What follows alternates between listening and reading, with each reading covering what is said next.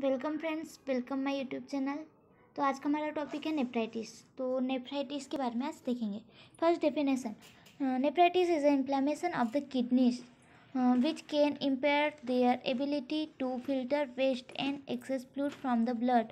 It can be caused by infection, autoimmune disease, toxins or other underlying condition. Nephritis can be acute को बोलेंगे sudden या onset, और chronic यानी long term, potentially leading to kidney damage और failure in the treated properly.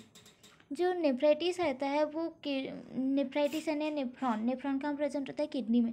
जो kidney किससे मिलकर बनी होती है? जो मिलियंस ऑफ नेफ्रॉन है, इससे मिलकर एक किडनी बनती है। तो अब अगर हमारे जो नेफ्रॉन है उसमें इन्फ्लामेशन और इन्फेक्शन हो जाएगा, तो हमारा जो ब्लड है, जो यानी किडनी का मेन फंक्शन होता है ब्लड को फिल्टर करना और यूरिन का फॉर्मेशन करना। तो अगर नेफ्राइटिस में वर्क करता है, अगर नेफ्राइटिस में इन्फ्लामेशन और इन्फेक्शन हो जाएंगे, जिसके वजह से हमारा जो किडनी प्रॉपर वर्क नहीं कर पाएगा और डिसेबिलिटी कॉज होंगी। तो ये किस किस कारण से हो सकता है? यहाँ पे लिखा है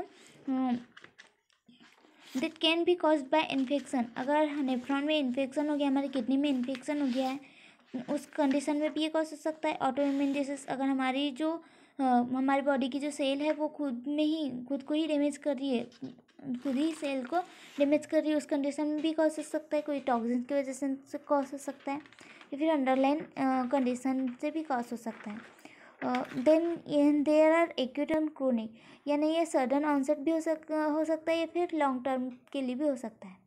देन देयर टाइप्स, तो इसके टाइप्स देख लेते हैं। फर्स्ट है acute nephritis, a sudden inflammation of the kidney obtain due to infection और ऑटोइम्यून रिएक्शन। एक्यूट नेफ्राइटिस में वो कंडीशन सडन अराइज होती है, जिसमें सडन इन्फ्लामेशन होता है अपने किडनी में, जो इन्फेक्शन के कारण भी हो सकता है या ऑटोइम्यून डिसीज के कारण भी हो सकता है।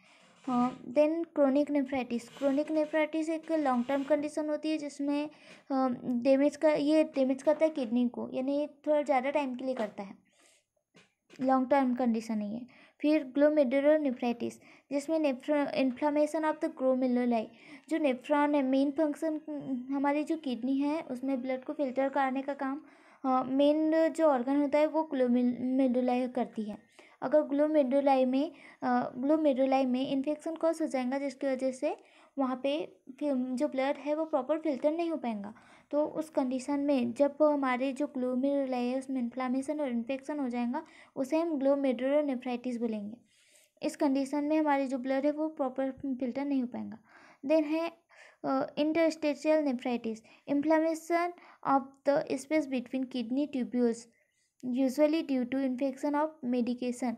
अगर हम मेडिकेशन बहुत टाइम से एंटीबायोटिक ले रहे हैं, फिर कोई भी नार्कोटिक ड्रग यूज़ कर रहे हैं, उस कंडीशन से या फिर इन्फेक्शन से हमारे जो ट्यूब्यूल्स है, रेनल ट्यूब्यूल्स है, किडनी ट्यूब्यूल्स है, उनमें अगर इन्फ्लामेशन कॉज हो रही है उनके बीच में, ट्यूब्यूल्स के बीच में, उस कंडीशन में हमारे ब्लड अच्छे से फिल्टर नहीं हो पाएगा और कंडीशन अराइज होंगी, इनएबिलिटी कॉज होंगी। Then lupus nephritis, a condition complication caused by a systematic lupus erythemas and autoimmune disease।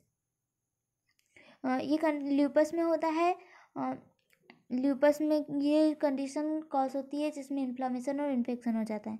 Then IgA nephropathy, a buildup of IgA antibody in the kidneys leading to inflammation, यानी हमारी जो kidneys है उसमें जो IgA होता है, IG यानी immunoglobulin, N यानी अल्फा इम्यूनोग्लोबुलिन, ये हमारी एक एंटीबॉडीज होती है जो वहाँ पे ज़्यादा अमाउंट में हो जाती है, जिसकी वजह से इन्फ्लामेशन कॉज होता है। वहाँ पे एंटीबॉडी एंटीजन रिएक्शन होता है ज़्यादा, जिसकी वजह से वहाँ पे ये कंडीशन कॉज होती है। ये हो गए टाइप्स। एंड देन ये कॉज, यानी किस किस कारण से ये जो नेफ्राइटिस है ये कॉज होता है। सबसे फर्स्ट है इन्फेक्शन। अब इन्फेक्शन बैक्टीरियल भी हो सकता है, वायरल भी हो सकता है, जैसे कि स्ट्रेप्टोकोकस एंड जो स्ट्रेप्टोकोकस है, पोस्ट स्ट्रेप्टोकोकस ग्लोमेरुलोनेफ्राइटिस कॉज करता है। इस टाइप से जो बैक्टीरियल इन्फेक्शन है या वायरल इन्फेक्शन है ये कॉज कर सकता है नेफ्राइटिस को। देन ऑटोइम्यून डिसीज, जैसे lupus, good posture syndrome, ETC। यानी ऑटो इम्यून डिसीज यानी हमारी खुद की सेल को ही डैमेज करती है। इस कंडीशन में ये अराइज हो सकता है। मेडिकेशन जैसे सर्टेन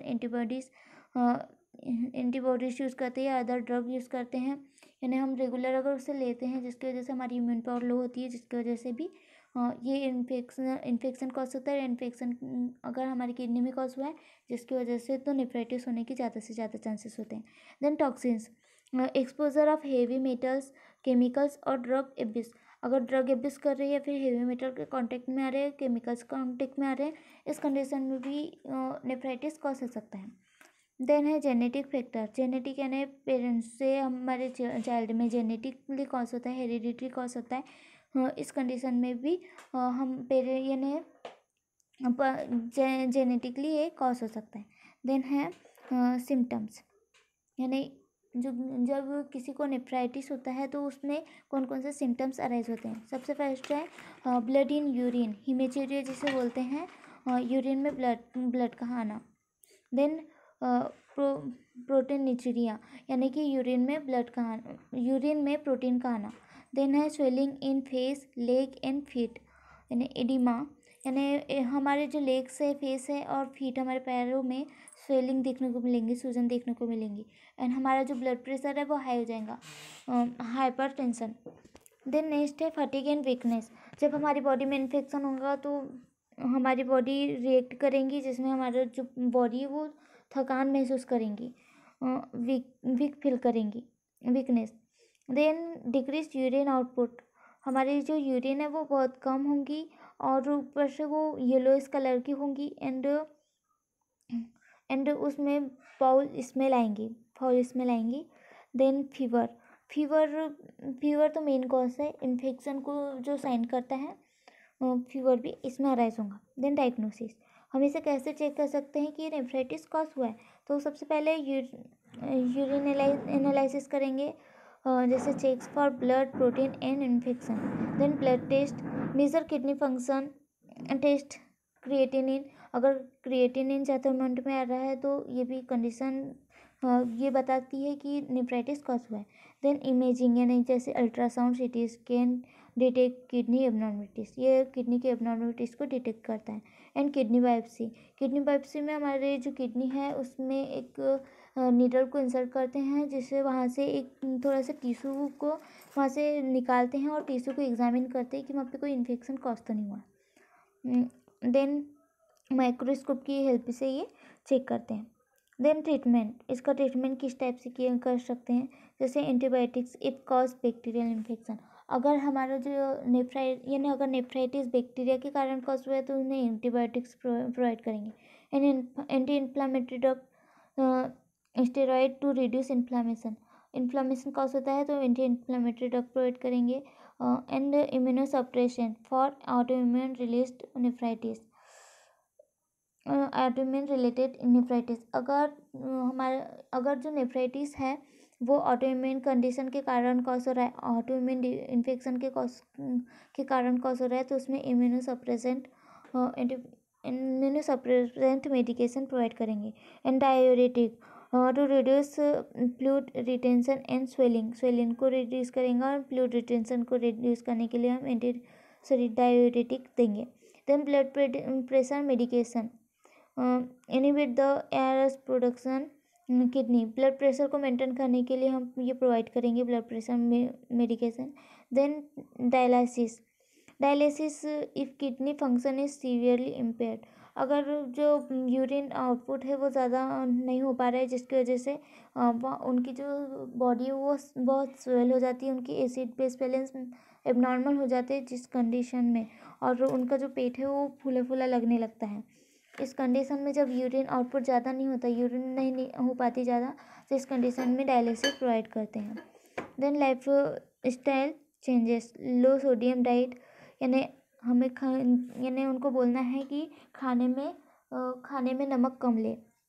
हाइड्रेट रहने बोलेंगे, ज़्यादा पानी पीने बोलेंगे। अवॉइड नेफ्रोटॉक्सिक ड्रग्स, उन्हें ज़्यादा नेफ्रोटॉक्सिक ड्रग्स उन्हें लेने ही नहीं बोलेंगे ड्रग को, नेफ्रोटॉक्सिक ड्रग को। Then prevention, control infection promptly, avoid avoid ORS, pain killers and harmful medication. Avoid करने बोलेंगे पेन यानी जो यूज़ करते हैं, और यूज़ न करने बोलेंगे pain killers, harmful medications. And maintain a healthy diet and life style, regular kidney function test and एट रेक्स, यानी कि मेंटेन उन्हें हेल्दी डाइट लेने बोलेंगे, और जिसमें सोडियम की का अमाउंट डाइट में कम लेने बोलेंगे। And regular kidney function test, यानी किडनी फंक्शन टेस्ट को रेगुलरली चेक करने बोलेंगे, यानी इन्वेस्टिगेशन के लिए। Thank you. Like and subscribe my channel.